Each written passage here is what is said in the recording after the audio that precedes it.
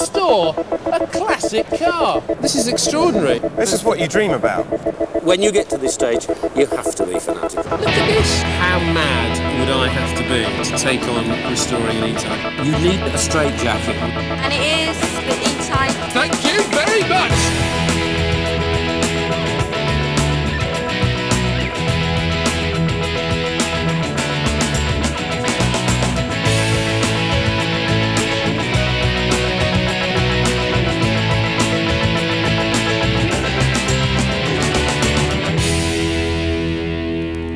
But which E-Type? Because there are lots of them. Welcome to A Car Is Reborn. Yes, I'm going to restore an E-Type Jaguar.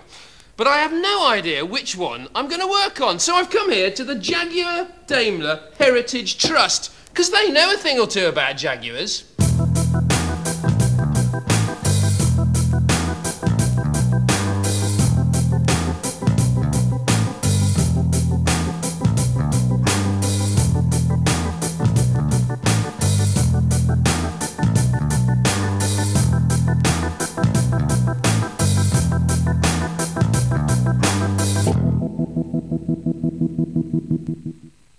I'll tell you what, it's very easy to get sidetracked in this place. It is full of some of the most fantastic cars in the world. This is an XK180 concept car, one of only 2 ever built.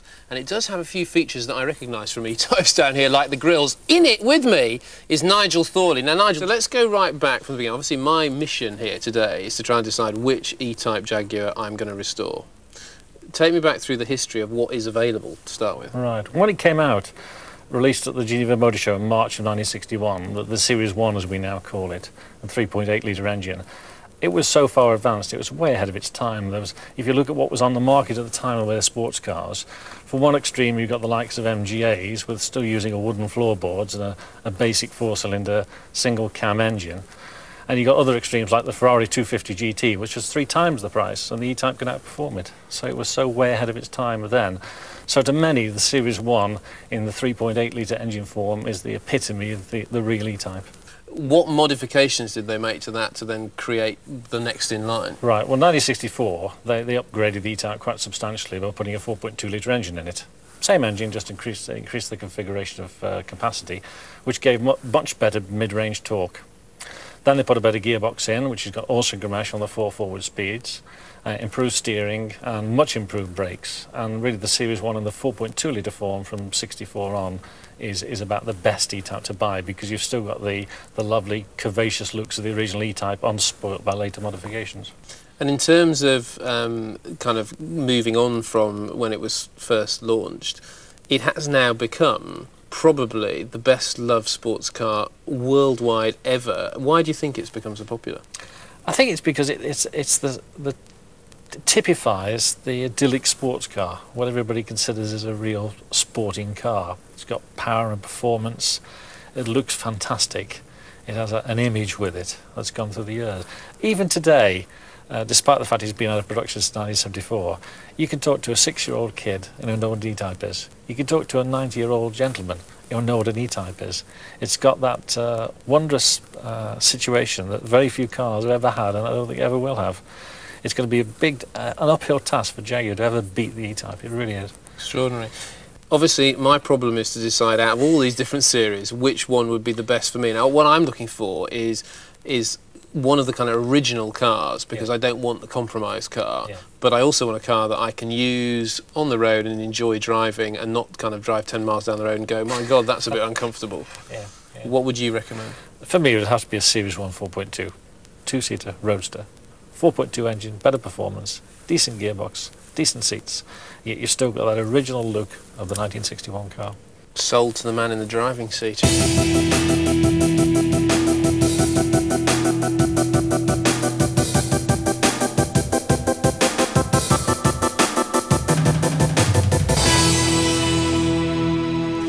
Big treat, I've managed to find Tom Jones.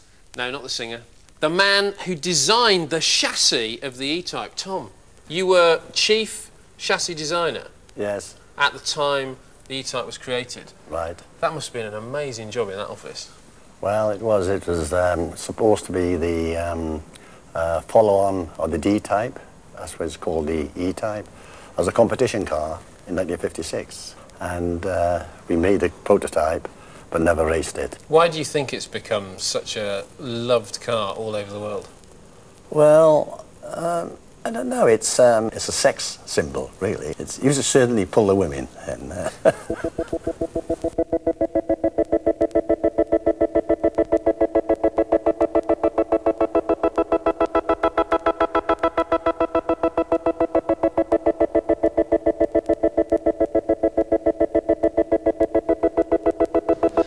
At 28 years old, this man had the best job in the world.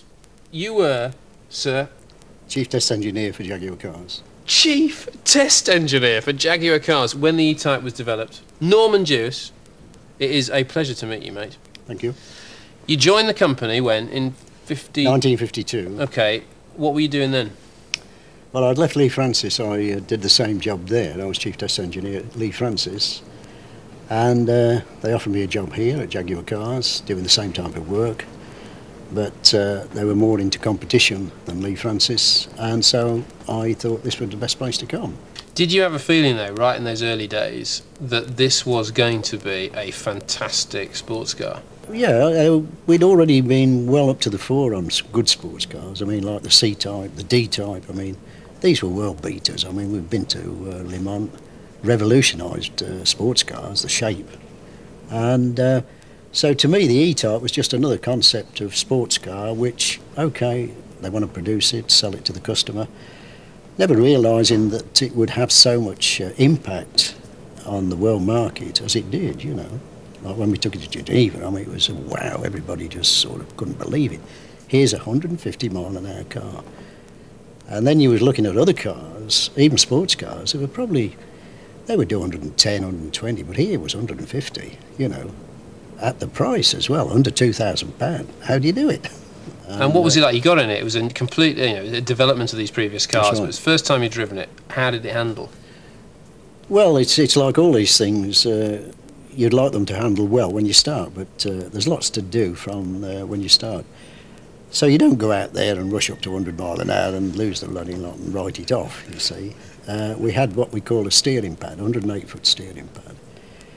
So you take it on there and you can get it to maximum handling G-force, front and rear, so you find out whether it's got too much understeer, too much oversteer. Once you get the balance right, you come back, make changes. Once you get that balance right, then you need to do the damper settings to get the ride comfort and all that, you see. So it just develops from one to the other. In terms of somebody like me who wants to restore an E-Type Jaguar, do you think I'm taking on far too big a job? Is it a very complex car mechanically? It's a very simple car, basically, if you look at it. The main, you've got the main floor pan, and you've got the attachment of the frame at the front, easy attachment for the engine, suspension, just four V-mountings to bolt it, drop the whole lot out, suspension, you know, just work on it on the floor. Drive line, simple, gearbox. No, I don't see anything, well, I've never seen anything complicated about it. Keep it as very basic to the normal thing as you can. Don't go over the top, you know, and that is then you've got probably an original car, you know. If you were going to restore one now, which would be the car that you'd say would be the best car to restore in terms of not only being kind of the archetypal E-Type, but also that it's a real driver's car and a usable classic? Well, I think really you need to go, my personal choice would be to go for what we call the E-Type, that's the number one, Series 1. That is a nice car.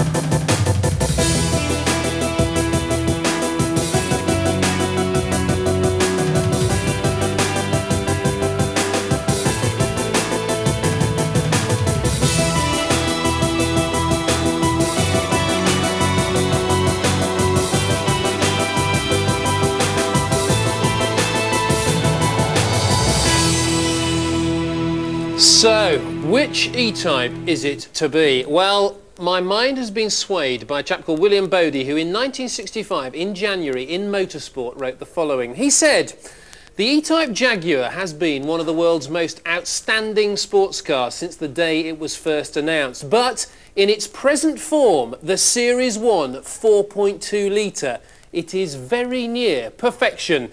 That's good enough for me. All I've got to do now is find one. Join me in part 2 when I hope I will.